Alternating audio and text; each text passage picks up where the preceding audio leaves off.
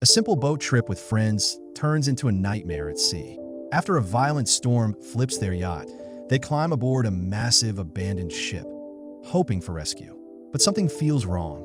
The ship isn't empty. There's someone watching them, hunting them, killing them one by one. And when she finally sees the masked killer, she realizes the horrifying truth. It's her. Now she's trapped in a deadly loop where every death resets the nightmare. And the only way to survive is to become her own killer. The movie begins with Jess trying to calm her frightened son, Tommy. He wakes up from a nightmare, and she gently tells him it was only a bad dream. She asks him to imagine being somewhere peaceful, just like she does when she feels stressed. The next morning, Tommy is painting while Jess prepares for a sailing trip she planned with her friend Greg. She tells Tommy to get ready. While cleaning spilled paint from the floor, she suddenly hears the doorbell. When she checks outside, no one is there. She goes back inside and notices a reminder to reach Triangle Harbor by 8:30. Without wasting time, she packs her things and forces Tommy to come along. The scene shifts to the marina, where Greg is preparing the boat, Triangle. Soon, his friend Sal and her husband Downey arrive. Sal tells Greg she brought her friend Heather and hints that he should pay attention to her. Greg clearly does not like the idea. Still, he politely greets Heather and Sal. Just then, he notices Jess arriving with Victor. Greg walks toward Jess and sees that she looks distracted. When he asks if she is okay, she suddenly hugs him and says she is just tired. Greg offers to let her go home if she is not feeling well, but Jess insists on joining the trip. Soon, they leave the marina and begin sailing. After some time at sea, Jess suddenly wakes up in panic. She had just dreamed about lying unconscious on a beach as waves washed over her. When she opens her eyes, she realizes she is still on Triangle. Heather stands nearby and asks if she is all right. Jess explains her dream, and Heather casually offers her champagne, saying bad dreams sometimes help release real-life stress. Meanwhile, Greg talks to Victor. He asks why Victor answered, "Not sure," when he asked how Jess was doing. Victor explains that when he asked Jess about her son Tommy, she stared at the sky for nearly 20 seconds before saying he was at school. Victor reminds Greg that it is Saturday and schools are closed. Greg defends Jess. He says Tommy attends a special needs school that stays open all week and tells Victor to be patient with her. Soon after, Greg asks Jess to steer the boat.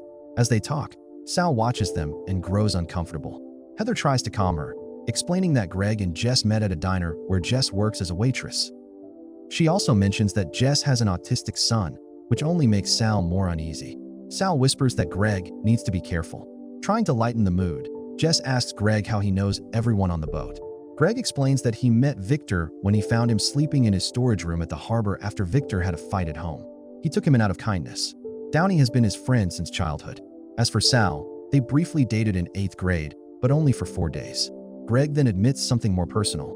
He says Sal and Downey keep bringing women for him because they think he is lonely. He clarifies that he does not visit Jess at the diner because he is alone. He goes there because he wants to talk to her.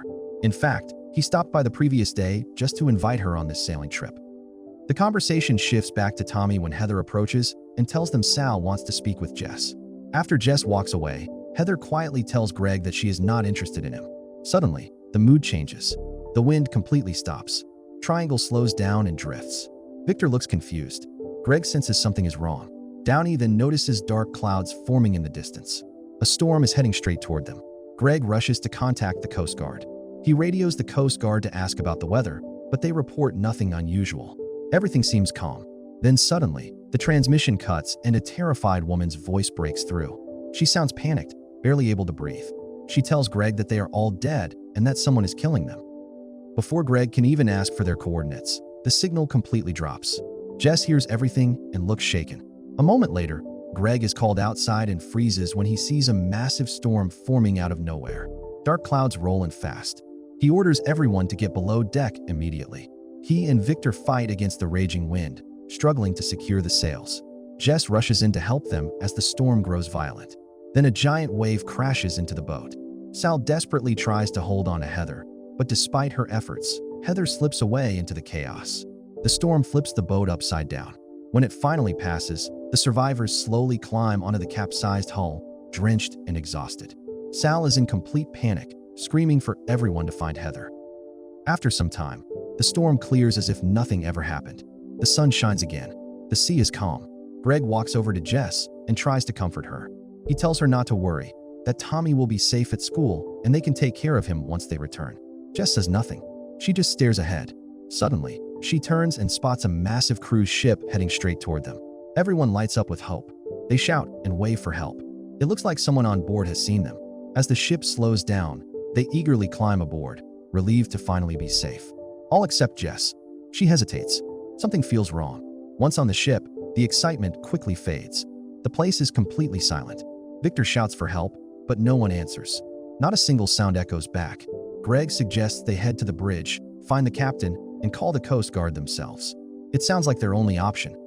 They move through the empty corridors, calling out for anyone, searching every corner.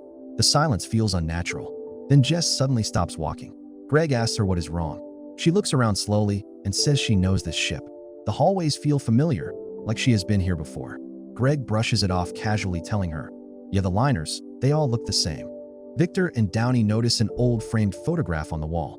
The ship's origin dates back to 1932. As they read its name, Aeolus, something clicks in Downey's mind. He remembers that Aeolus is the Greek god of the wind and the father of Sisyphus, the man condemned by the gods to push a massive rock up a mountain for eternity. Sal cuts in, saying Aeolus tried to cheat death by making a deal he could not keep, and that is why he was punished. Still, she urges everyone to keep moving. As they continue down the corridor, they hear a strange clanking sound echoing through the ship. Victor follows it and discovers a large set of keys lying on the floor. Jess picks them up and freezes. She recognizes them instantly. They are her keys, her house keys, her car keys. Even Tommy's picture is attached to the keychain. There is no doubt they belong to her. Sal assumes Heather must have survived the storm and is now playing some twisted game with them. Downey disagrees. This feels like something else. Soon, they enter what appears to be the restaurant area. The place is eerily empty. Sal starts shouting Heather's name again, her voice echoing across the silent dining hall, but Greg quickly stops her. He tells everyone the ship is not as deserted as it looks. Jess suddenly senses movement. She turns and catches a glimpse of someone running down the hallway. When she tells the others, Victor immediately chases after the mysterious figure. Greg grows frustrated. He snaps, asking why they cannot just go straight to the bridge like he suggested. Fed up, he walks off, telling Downey and Sal to wait for Victor. Jess follows Greg. As they walk, she tries to explain that something is wrong. She tells him she has been feeling intense déjà vu since the moment she stepped onto the ship. She insists that Victor might be in danger. Greg does not believe her. Instead, he coldly asks if her guilt about Tommy is making her imagine things. Before she can respond, a sudden noise interrupts them. They follow the sound toward the bathrooms. When they step inside, they notice "Go to the theater" written with blood on mirror. Still, Greg refuses to go there, believing the ship crew is playing with them. But Jess disagrees, and when she insists on leaving, Greg mocks her and tells her to return to the real world. Jess hates this and walks away. At the same time, Downey and Sal head toward the theater and notice blood on the floor. Sal rushes ahead thinking it is Heather. Downey doubts it, but Sal forces him to follow, and they reach the theater, tracking the blood. Jess goes back to the restaurant and panics when she finds it empty. Suddenly, Victor appears, covered in blood. When Jess runs to help him, Victor attacks her. Jess fights to survive and ends up killing Victor. She sees a hole in his head and runs away in fear. When she reaches the theater, she finds Greg has been shot. As she runs to help, Sal shoves her aside and Downey and Sal accuse her of killing Greg. Jess cannot understand what is happening, and the couple demands, "Why did you ask them to come to the theater?" Jess is confused and denies it. The couple grows furious, and before they can hurt her, a bullet strikes Downey. As Sal rushes to help him, another bullet hits her while Jess hides and sees a masked attacker. She tries to help Sal, but another bullet hits, killing her this time. Jess seizes the moment and runs, hiding in a restricted area. She enters the kitchen and grabs a knife while the masked attacker chases her. When Jess reaches the upper deck, the masked attacker strikes from behind. Jess begs the attacker to let her go because her son is waiting, but it changes nothing. She narrowly dodges the bullets. She finds a chance to escape and avoids being hit again and again. Eventually, she finds an axe and knocks the gun out of the attacker's hand. The two start fighting hard. Somehow, Jess gains the upper hand. She drags the masked attacker to the edge of the ship. The attacker reveals she is a woman and tells Jess to kill her friends because that is the only way to get home. Jess is shocked and confused. She strikes her and throws her overboard. Then she goes back to the captain's chamber, following the sound of the song, feeling lost. She looks into the mirror and suddenly hears a noise outside. When she steps closer, She freezes in fear after seeing herself and her friends on the overturned triangle, screaming for help. Jess cannot understand what is happening and runs away, not knowing what to do next. Knowing what will happen next, Jess secretly watches her friends and follows them, careful not to be seen by her other self. She hears them repeat the same conversation and starts crying. That is when she drops her keys, which grabs their attention. She quickly runs away while her friends pick up the keys. She goes into the washroom and sees "Go to the theater" still written on the mirror in blood. She follows her friends to the restaurant, and while she listens from a distance, her other self once again notices her slipping away. Jess steps outside and sees Downey's dead body floating in the ocean. She is shocked as she stares at it, but suddenly Victor shows up. Jess tries to explain everything to him and throws an apple to scare the birds away from Downey's body. But nothing changes. Victor refuses to believe her when she says they have all died before. As Victor tries to leave, Jess pushes him against the wall. His head hits a hook and he gets badly hurt. Jess is terrified and slowly walks away, saying sorry to Victor. She goes back to the restricted area and cries, trying to make sense of it all. On the floor, she sees notes that say "kill them all." Jess realizes it is her own handwriting. When she looks around, she finds the same dress the masked attacker was wearing. She also finds the gun, and voices in her head whisper that she must kill her friends. She struggles against the voices, but finally leaves with the gun. She sees Victor going back to the restaurant. Jess points the gun at him and begs him to understand that she can still save him. Suddenly, her newer version appears, and Jess comes face to face with herself. She freezes and cannot pull the trigger, letting her other self walk away. She looks at Victor and tells him to stay there, because she will come back and save him. Then she heads to the theater and sees Greg has been shot again.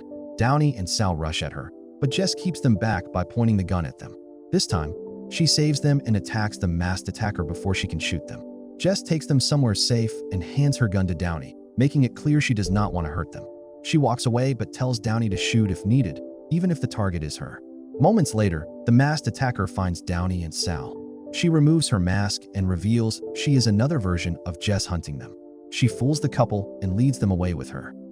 Jess goes back for Victor and sees that he has been killed and thrown overboard.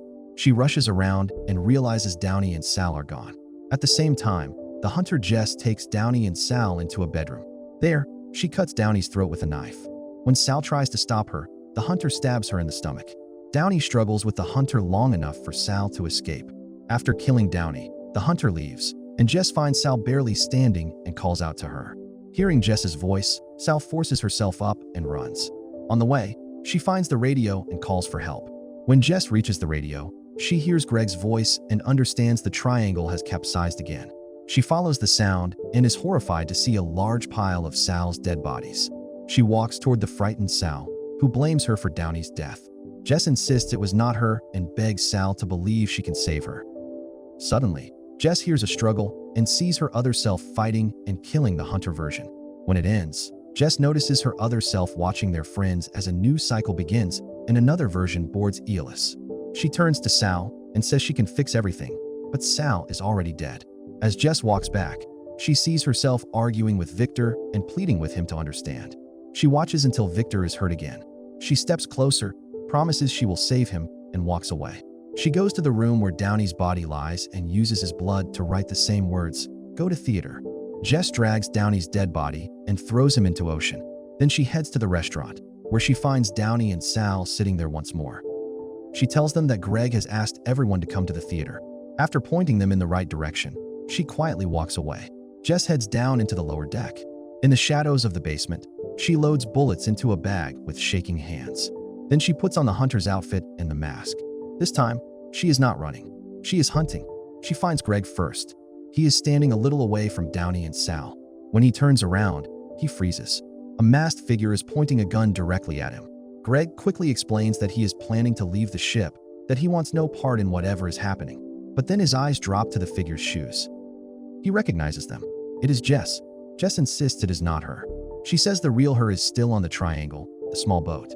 She claims she is trying to fix everything this time because she did everything right. She sounds desperate, almost convincing herself more than him. Greg tries to calm her down, speaking gently, but she pulls the trigger anyway. Then she turns the gun toward Downey and Sal and shoots them, just like they were killed the first time. She is repeating the cycle exactly as it happened before.